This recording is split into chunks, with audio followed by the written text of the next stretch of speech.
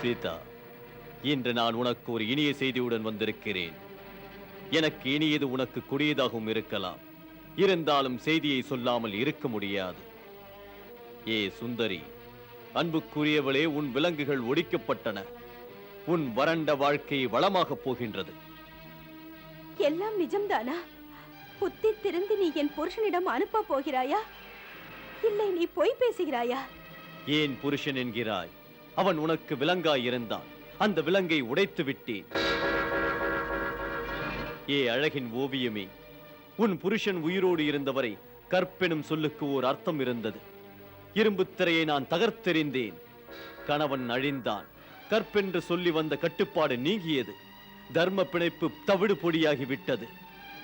இனிமேல் நீ என்னை சொந்தமாக்கிக் கொள்வதில் எந்த முறைகேடும் இல்லை. ஆம், நீ லங்கேஸ்வரனின் மகாராணி ஆவாய்.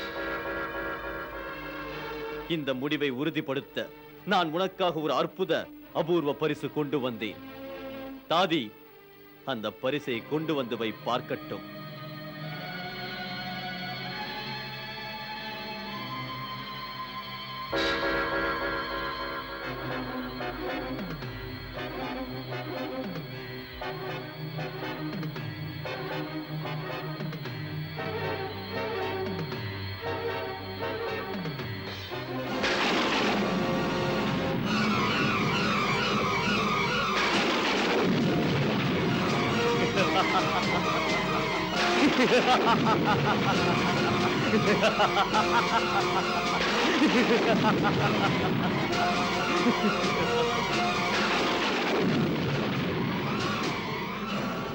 சுவாமி, பேதை ஏதோ பிழைதான் செய்து விட்டேன்.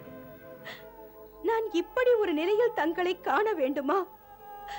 முடிந்திருக்க கூடாதா என் வாழ்க்கை? தாங்கள் வன வாழ்க்கை ஏற்கும் போது கூட இவளையும் கூட அழைத்துக் கொண்டு வந்தீர்களே, இன்று மட்டும் ஏன் இப்படி செய்தீர்கள் பிரபுவே? ஏன் செய்தீர்கள்? தாங்களே அறிவீர்கள். நீங்கள் போய்விட்டால் இந்த சீத்தை என்பவளுக்கு வாழ்ந்தாக வேண்டும் என்ற கட்டாயமோ கண்டிப்போ நிர்பந்தமோ கிடையாது. இந்த கொடியவனிடத்தில் ஜீவனற்ற உடலோடு நான் எதற்கு வாழ்வது? தாங்கள் இப்படி ஒரு நிலையில் என்னை வைத்துவிட்டு போனது நீதியா, நியாயம்தானா?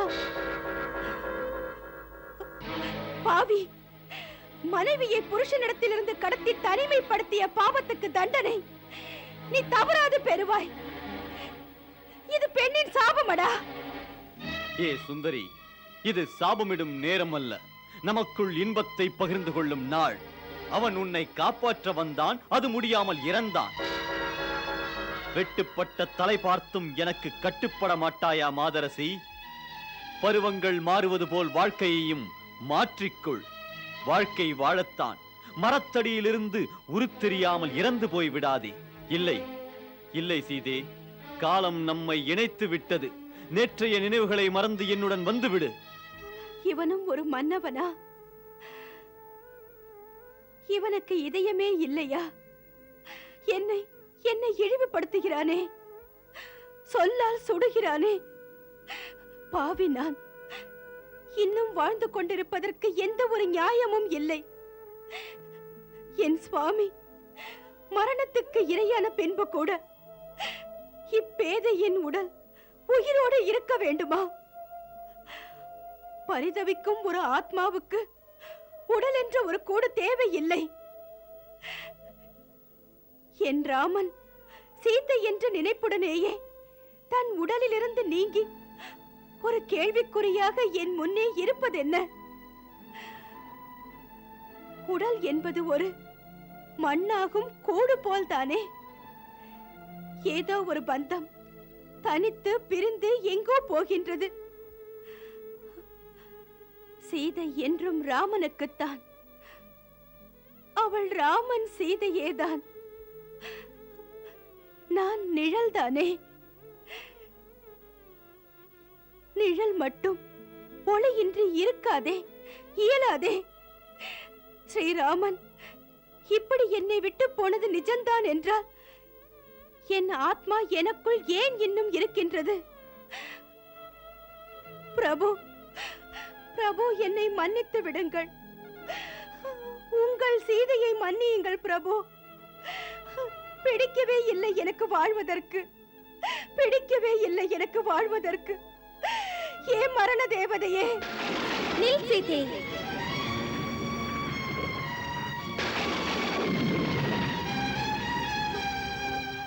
யார் அது? யார் இப்போது தடுத்தது? எனக்கு வாழ பிடிக்கவில்லை, வாழ பிடிக்கவில்லை. என்னை தடுக்காதீர்கள். வாழ பிடிக்கவில்லை எனக்கு. இரு சீதே, இரு. தவறு செய்து விடாதே. ராவணன் மாயா நாடகமாடி உன்னை குழப்புகின்றான். துணிவை இழக்காதே. பேதமையில் இருந்து விடுபட்டு வீராங்கனையாக நிமிர்ந்து நில், நிமிர்ந்து நில் சீதே. இதெல்லாம் ராவணனின் சதி. இது உண்மை இல்லை. இந்த கெடுமதியாளனை வதம் செய்யத்தான் பிரபு ஸ்ரீராமனாக அவதரித்திருக்கிறார். இந்த ராவணனுக்கு பிரபுவை கொல்ல சக்தி எய்து. நீதி, நேர்மை, நெறிகளின் மீது தீமை வெற்றி பெற்றதாக நிகழ்ச்சியே இல்லை. ஆகையால் ஏ ஜெகநாயகி, மரணத்தை நீ அழைக்க கூடாது. நீ மாயத்துக்கு அஞ்சுவது மடமை அல்லவா? நிமிஷங்களில் வேஷம் கலைந்து விடுமே.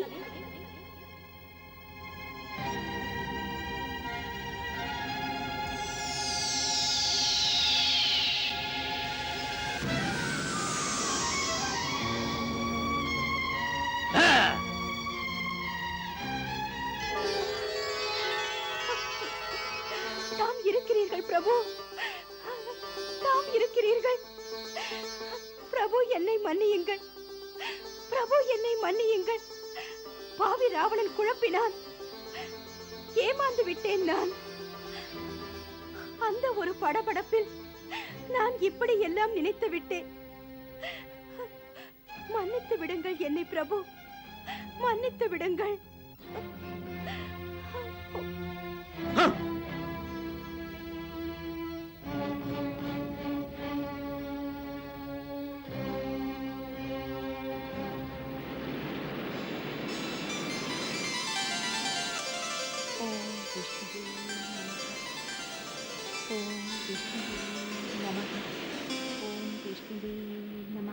வணக்கம் ஆதீஸ்வரி.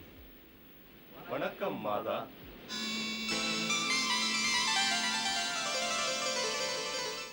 நல்லதே நடக்கும்.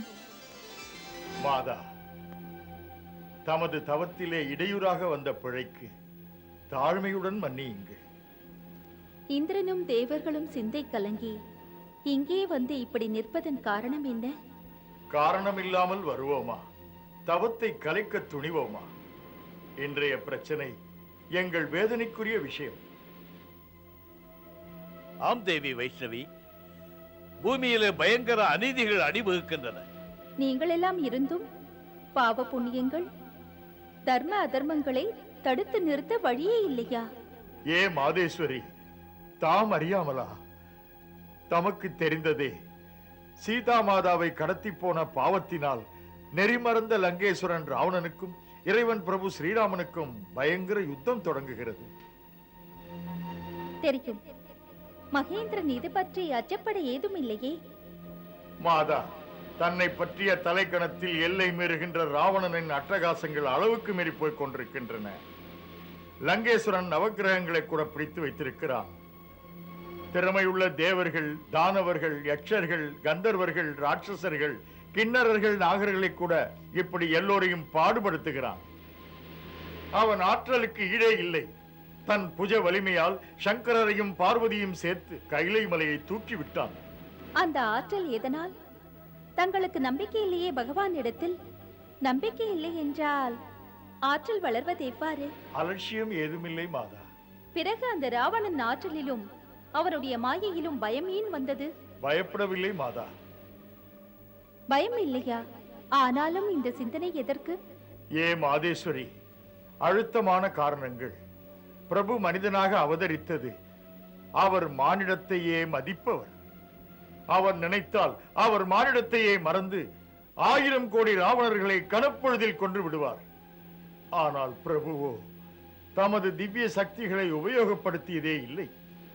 ஆம் தேவேந்திரா, பிரபு ஸ்ரீராமன் மானிட இயல்புகளை எல்லாம் மீறாமல் இருந்து தன் தர்மத்தை கைவிடாமல் அகிலத்திற்கு அறிவுறுத்த நினைக்கிறார். ஒரு மானிடன் ஒரு அரக்கனை அழிக்க நினைத்தால் அந்த அரக்கன் எத்தனை ஆற்றலுடன் தான் இருந்தாலும், எத்தனை வலிமை உள்ளவனாக இருந்தாலும் கூட அழித்து விடலாம். ராவணனை வதைத்து அழிக்க அவர் தன் திவ்ய சக்தியை பயன்படுத்தவில்லை. அதுபோல் திவ்ய லோகத்தில் இருந்த தேவர்களின் உதவியே அவர் கேட்டதில்லை. இந்த அளவில் ஆதிசக்தி மகாலட்சுமியும் இங்கில்லை. ஏ மாதா, ஸ்ரீராமனின் விருப்பமின்றி தேவலோகத்து தேவர்கள் தங்கள் சக்தியை ஆற்றலை ஸ்ரீராமனின் பணியில் எப்படி ஈடுபடுத்துவார்கள்? ஆகையால் இப்படி வரும்படி ஆயிற்று. அம்மா, எங்கள் ஆசை தாம் தமது சக்தியினால் ஸ்ரீராமனுக்கு அருள் புரியுங்கள். ஏன் எனில் தாம் இந்த காரியத்தை முடித்து தர சக்தியுள்ளவர். தாம் இந்த காரியத்திற்கு சாதகமாய் இருங்கள்.